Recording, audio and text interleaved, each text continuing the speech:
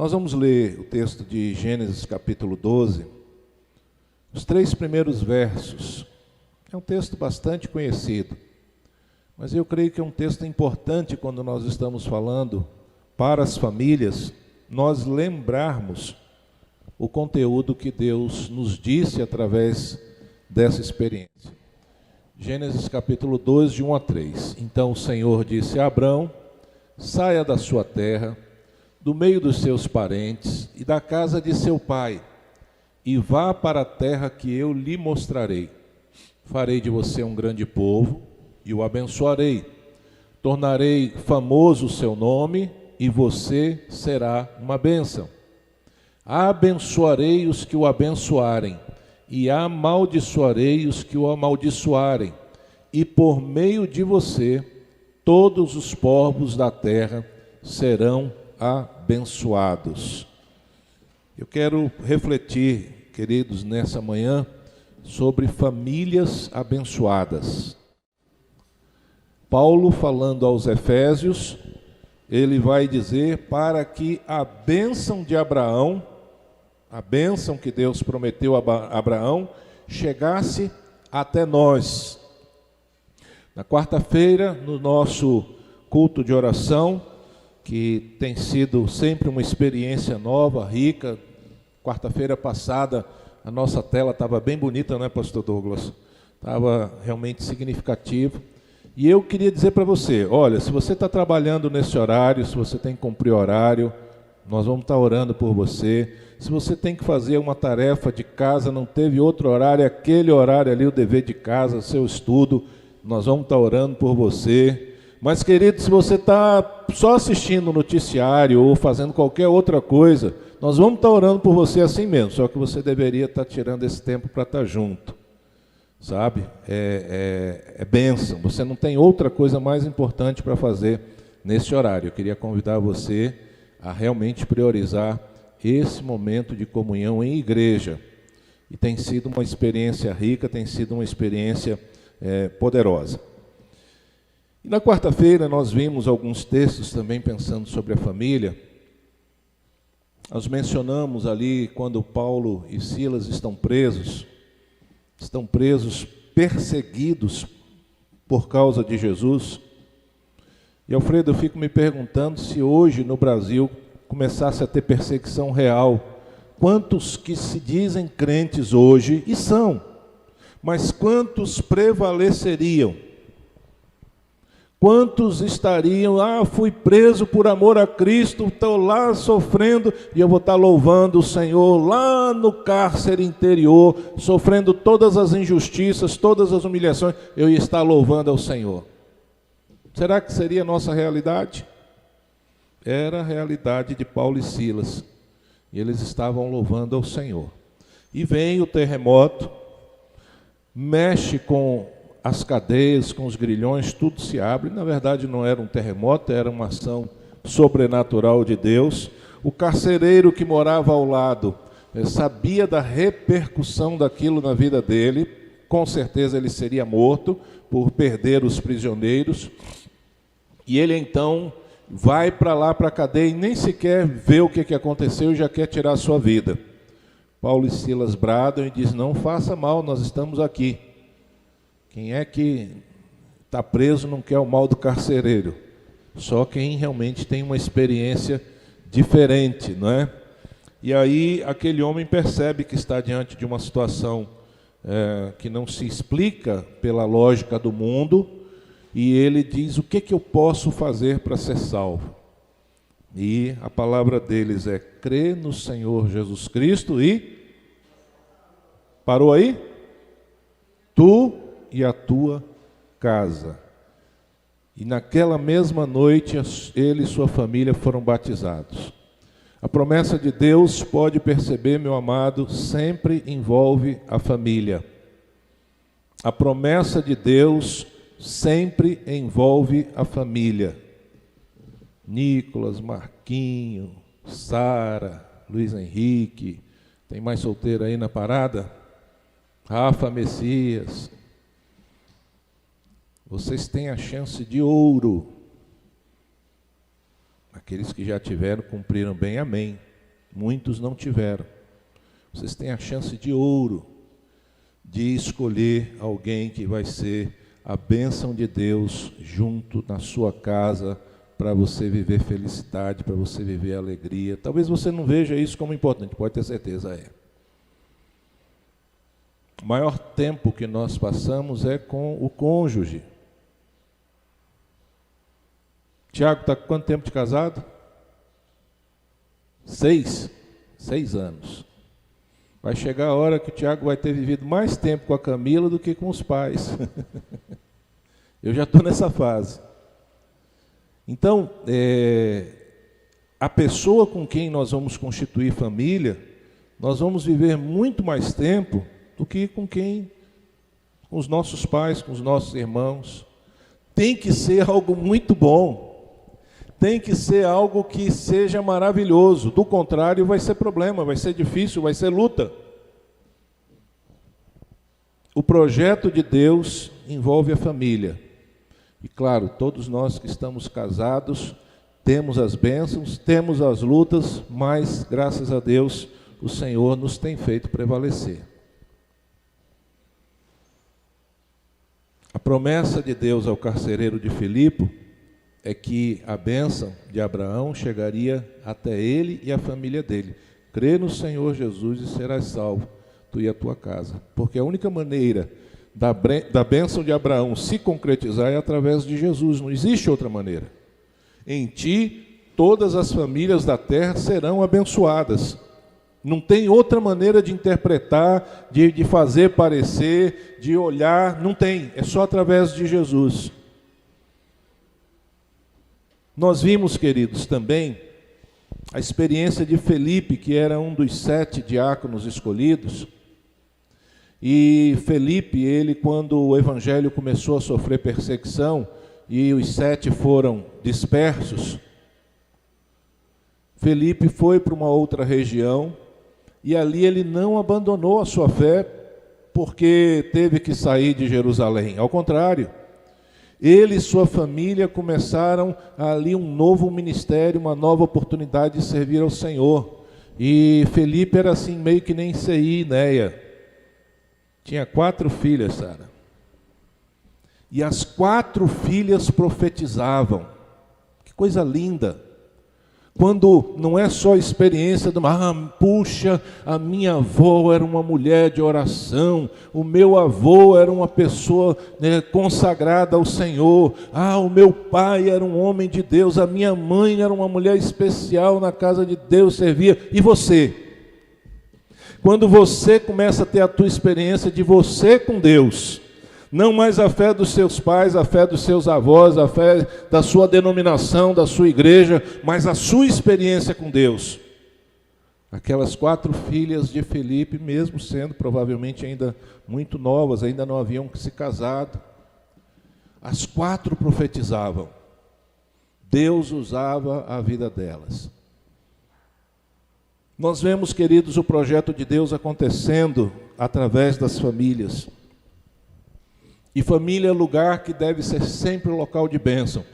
Famílias também podem muitas vezes experimentar situações. A Bíblia é sempre muito honesta e ela mostra tanto o aspecto positivo, as 4 filhas de Filipe que profetizavam, mas ela mostra, por exemplo, o erro do próprio rei Davi. Davi, por mais que Deus o tenha abençoado em muitos aspectos, Davi teve erros grandes como marido, como pai. Davi não soube corrigir seus filhos. Não quer, não, tudo vai se resolver. Está errado. Os problemas não se resolvem por si só. Problema é que nem lixo. Você vai botando lixo no saco, aí demora de levar para a lixeira. O que acontece? Vai ficando cada vez pior, não tem jeito de, não, ele vai virar estrume. Não, enquanto ele estiver no saco, ele não é estrume, ele é lixo. Os problemas precisam ser resolvidos, até para que eles se tornem bênção, mas os problemas precisam ser resolvidos. Davi não sabia resolver os problemas dos seus filhos, ele negligenciava os seus filhos. Ele queria bem? Queria, chorou pela morte de Absalão, mas uma das grandes angústias de Absalão com Davi foi que, quando sua irmã foi abusada pelo seu irmão, Davi não soube repreender. Então nós percebemos a honestidade da palavra de Deus, mostrando que também existem problemas na família. Conhecemos bastante, né, o exemplo de Ananias e Safira, num dos momentos mais especiais ali do início do cristianismo, quando o evangelho está ali fazendo todo aquele alvoroço em Jerusalém. As pessoas entendem que devem pegar o seu dinheiro e colocar a serviço do Senhor. As prioridades, como disse Wesley, virou maná. Não estou preocupado com o dia de amanhã, estou preocupado com hoje. E voluntariamente, ninguém fazia apelo, não tinha música para isso, para aquilo, era uma coisa natural. As pessoas chegavam, olha, está aqui, vendi, quero honrar ao Senhor. Mas Ananias e Safira decidiram que eles não iam entregar tudo. Eles queriam ser olhado e admirado por todos, mas eles não queriam botar tudo à disposição do Senhor. Ora, era direito deles não colocar tudo. Era direito.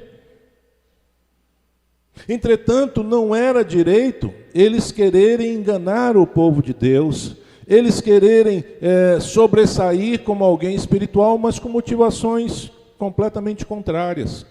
E parece até uma coisa, puxa, morreu só porque não entregou? Porque eles tentaram perverter aquilo que Deus estava fazendo no meio do povo. E às vezes, queridos, a família mesmo, a família cristã, pode muitas vezes ser um local de multiplicar palavras ruins, multiplicar experiências ruins. Nós temos perfeição de Deus, de nós mesmos nós não temos. Então nós temos que cultivar as coisas, porque se nós cultivamos as coisas boas, nós vamos colher as coisas boas.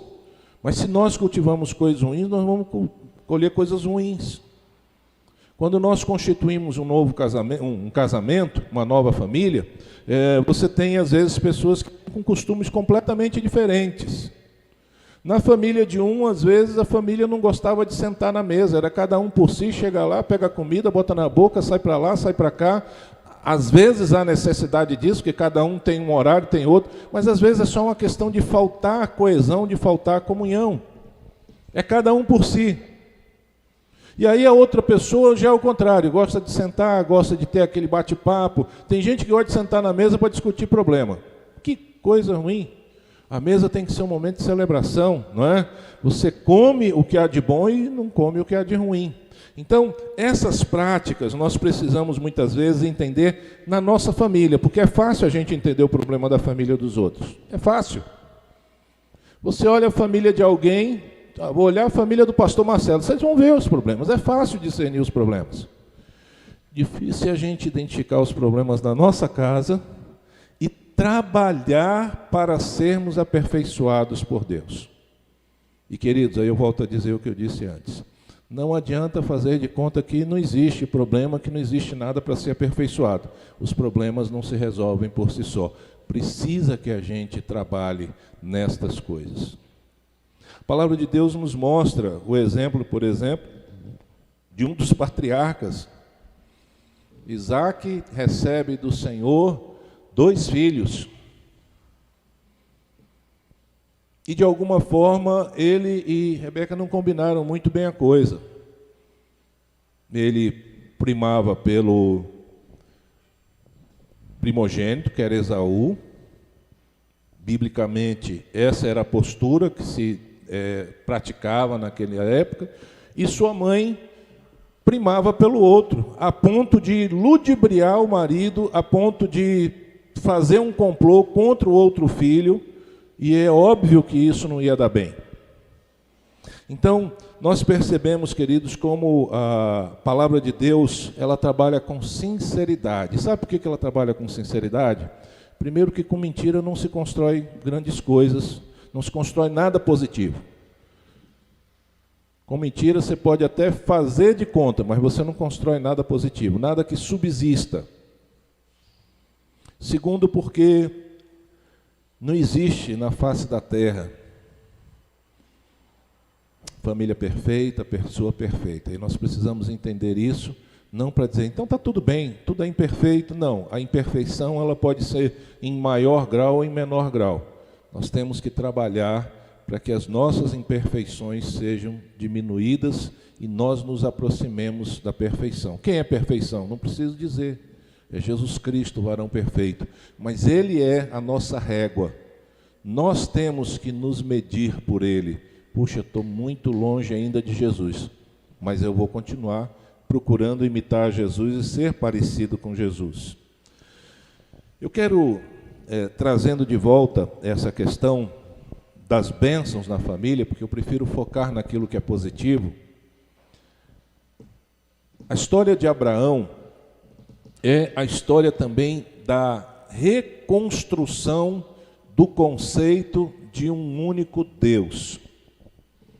Nós temos essa visão de um único Deus da criação, mas à medida que a humanidade vai se multiplicando, as pessoas vão deixando de viver esta visão, começam a querer cultuar outras coisas. Em todos os povos a gente tem normalmente um conceito politeísta, aquilo que se chama nos estudos sobre religiões, um conceito animista. Vai se adorar bichos, vai se adorar espíritos, vai se adorar sol, lua, astros. E nós temos, na experiência que Deus fala com Abraão, o desenvolvimento de um conceito que vai prevalecer nas 3 maiores religiões do mundo, que é um conceito de um monoteísmo. Então quer dizer que foi o homem que inventou a história de que existe um só Deus? Não. O homem voltou a compreender de que existia só um Deus. Mas existiam outros deuses, pastor? Não. Existiam outras divindades, outras coisas adoradas como Deus. Mas sempre existiu um só Deus. Já perceberam que Satanás não faz muita questão de ser adorado? Ele se esconde através de tudo aquilo que pode afastar o ser humano de Deus. Só com Jesus que ele não podia enganar, que ele tentou fazer uma jogada com Jesus. Olha, tudo isso eu vou te dar se você me adorar. Mas com o ser humano ele se camufla de diversas maneiras. Ele se apresenta com diversos nomes, com diversos aspectos, porque qualquer porta, qualquer caminho que o ser humano seguir, que não seja a palavra de Deus, de certa forma, o inimigo continua pervertendo o Evangelho de Cristo. E ele, então, vai lutar contra essa percepção de um Deus único. E a palavra de Deus, queridos, ela vai nos mostrar não só o conceito de um Deus único, mas é chamado de monoteísmo, um só Deus, monoteísmo ético.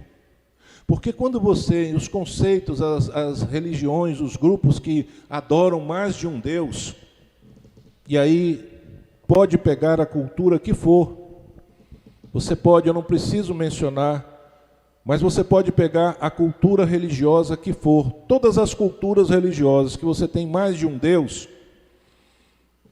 você vai ter deuses que muito mais se assemelham aos homens do que se assemelham a Deus. Por exemplo, vamos pensar só nos deuses do Olimpo, porque já não tem, um vínculo com a nossa sociedade. Mas você vai ter deuses ali que são adúlteros, que traem uns aos outros, deuses que são raivosos, deuses que não são deuses. São formas humanas elevadas a um conceito de Deus. Deus, nesse conceito de se apresentar ao homem, ele traz também conteúdos éticos. Acho que foi na semana passada que Wesley estava falando aqui também, e essa questão dos mandamentos do Senhor, não é? De olhar para o órfão, olhar para a viúva, olhar para o estrangeiro. E, queridos, não havia faculdade naquela época de sociologia, direitos humanos, nem nada disso. Vamos sentar aqui, vamos elaborar uma casa. Não! Moisés recebe aquilo de uma maneira pronta e entrega ao povo. Ele não tinha tempo nem sequer nem aonde buscar nas culturas para trazer aquilo vem de Deus. Aquilo é a base de toda a justiça ao redor da terra. Por mais que a justiça hoje se perverta e esteja pervertida, O conceito de justiça também emana de Deus. Então, essa manifestação de Deus a Abraão vai permitir à humanidade perceber que há um só Deus e que esse Deus é um Deus que quer que nós sejamos parecidos com Ele. E Ele iria nos buscar porque por nós mesmos nós não temos como, através de Jesus Cristo. Não apenas isso, mas Deus está querendo que não apenas as pessoas individualmente, mas que as famílias se acheguem para Deus. E aí eu quero que você, meu amado, minha amada, olhe sua família como uma tarefa sua, a maior de todas as missões. Você não tem absolutamente nenhuma profissão e nem pode ter que seja mais importante do que você ser pai, do que você ser mãe, do que você ser cônjuge. Você vai ouvir muitas pessoas dizendo o contrário, mas essa é a mais importante das missões. Esse é o chamado principal de Deus para nós, para que nós possamos multiplicar aquilo que a gente recebeu através dos nossos filhos em bênçãos e o Evangelho de Jesus também alcançando outras famílias. O livro de Jó foi, segundo alguns, o primeiro livro a ser escrito. Apesar dele estar lá no meio do Velho Testamento, né, porque ele está junto com os livros poéticos, costumo dizer que ele é uma novela, a novela mais antiga, porque ele pega a vida de Jó e coloca de uma forma romanceada. Mas ali tem algo interessante, tem muita coisa interessante, né? Mas uma das coisas que se destaca e que eu gostaria de trazer para nós agora era a atitude de Jó para com os seus filhos. Ele era um homem extremamente rico, ele era considerado na sua época o homem mais rico de toda aquela região, ele possuía filhos e filhas, e ele temia ao Deus único. E ele tinha medo que os seus filhos, quando se reunissem, fossem celebrar, quando fossem divertir, que eles se pervertessem, que eles acabassem fazendo coisas que desagradavam a Deus. Então ele, Jó, ia sacrificar pensando nos seus filhos e buscando a purificação dos seus filhos. Nós podemos discutir a eficácia disso, mas, amados, aquele pai, ele tinha um compromisso de manter a sua família debaixo da graça e da bênção do Senhor. Jó, ele era um sacerdote para a sua casa.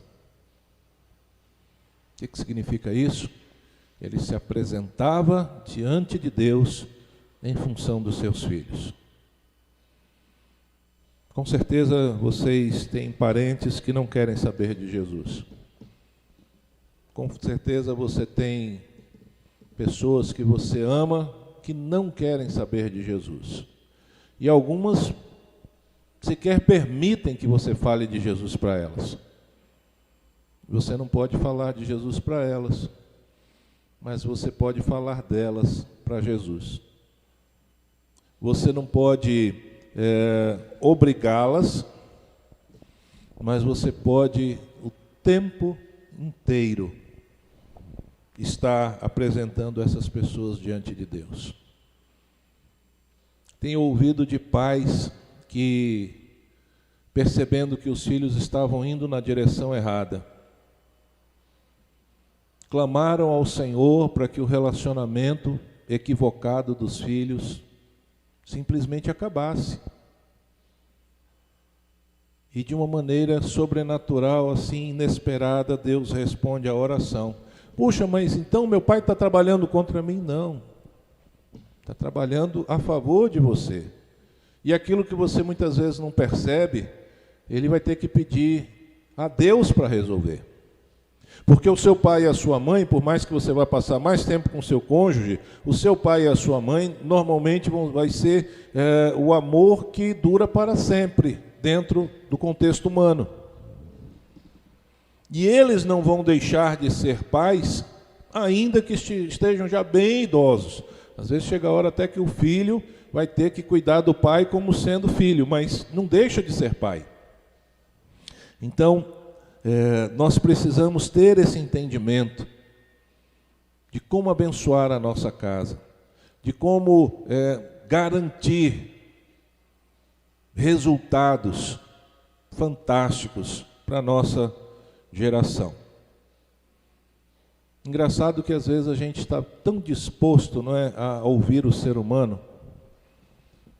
Virou moda agora nos nossos noticiários, principalmente os da manhã, os da tarde, ali do meio-dia também, a turma querer vender de tudo para poder ganhar dinheiro. Não sei se vocês já perceberam isso.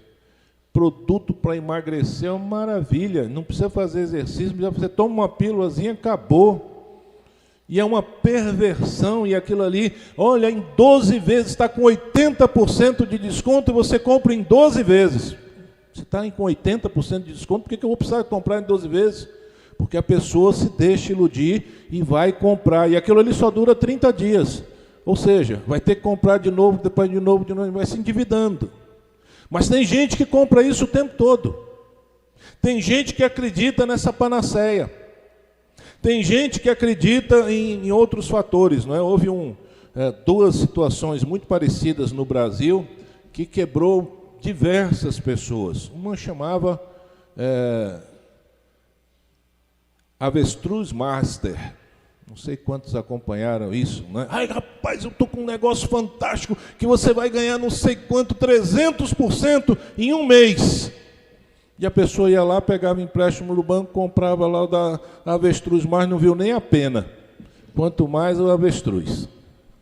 Teve também mais anterior, do Boi Gordo, né? Até tinha senador envolvido com essas coisas aí, né? Mas a gente prefere acreditar nessas coisas mirabolantes do que acreditar na palavra de Deus.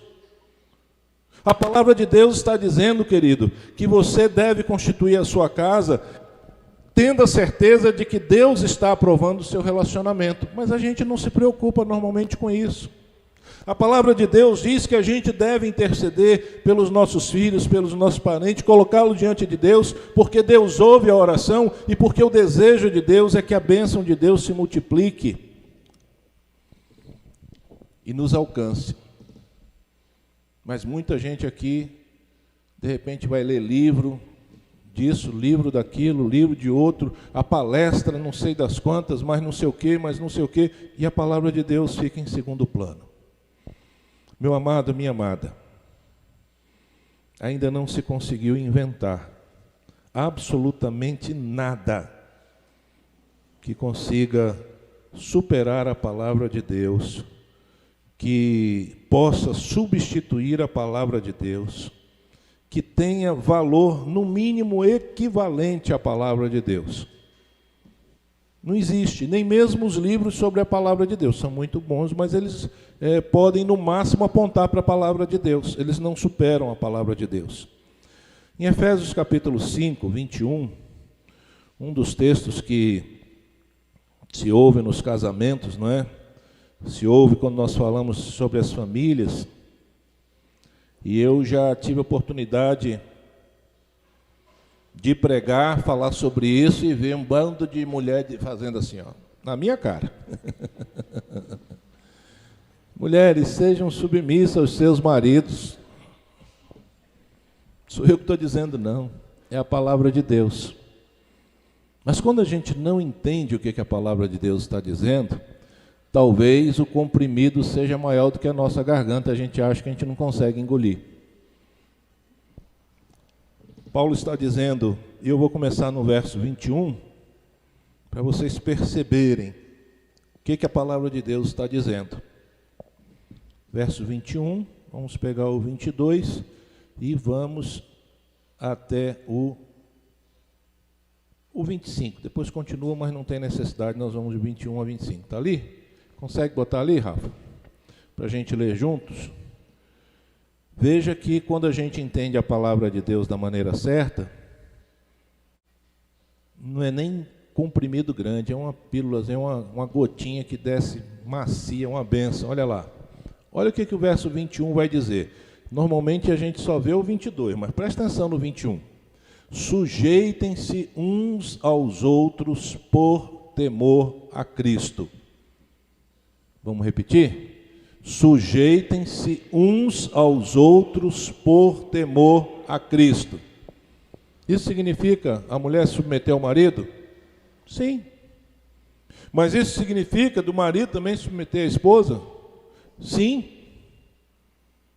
Isso significa do filho se submeter aos pais? Sim. Mas isso significa também dos filhos se submeterem, dos pais se submeterem aos filhos? Sim. Então, veja que o conceito é de abençoar mutuamente uns aos outros. Fica muito mais simples. E aí vem, mulheres, sujeitem-se a seus maridos como ao Senhor. Não que o marido seja Senhor, mas Cristo é o Senhor. E quando eu me sujeito a Cristo, eu também vou me sujeitar ao marido. Mas esse marido não é um déspota. Esse marido não é um carrasco. Esse marido é alguém que se sujeita também a Cristo.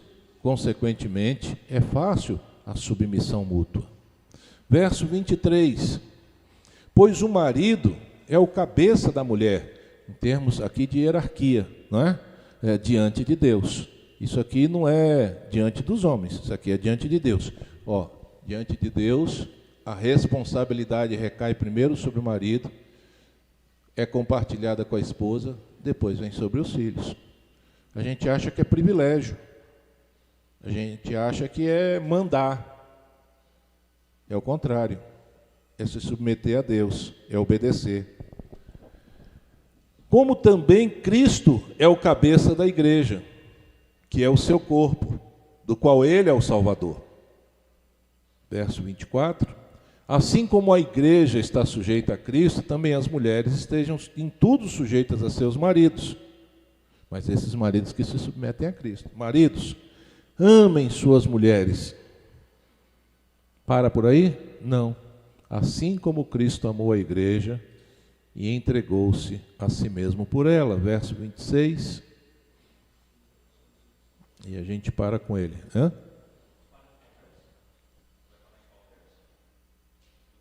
Passa. Não, vai até o 26 só.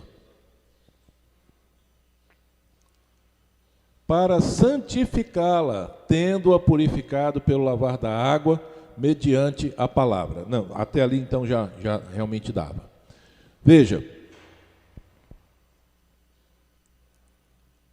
o marido tem um padrão a ser atingido nesse amor. O marido que ama a esposa como Cristo ama a igreja, puxa, é muito fácil para essa esposa se submeter a esse marido. Esse marido não vai pedir algo que desagrade a Deus. Esse marido não vai agir como um déspota. Esse marido não vai ser um tirano. Esse marido não vai ser negligente. Esse marido não vai ser infiel, porque Cristo não é.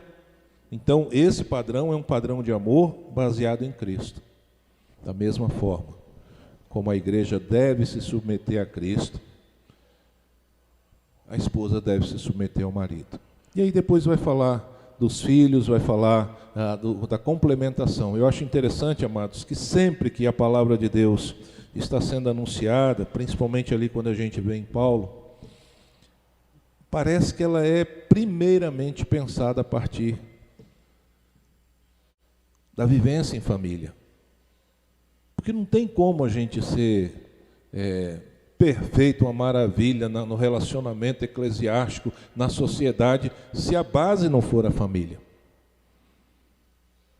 A família precisa ser o padrão, precisa ser o nosso fortificante, precisa ser o nosso esteio, e quando nós temos isso dentro de casa, então nós também vamos ser bênção, vamos repercutir isso. Meus queridos, eu queria concluir esse momento orando mais uma vez pelas famílias.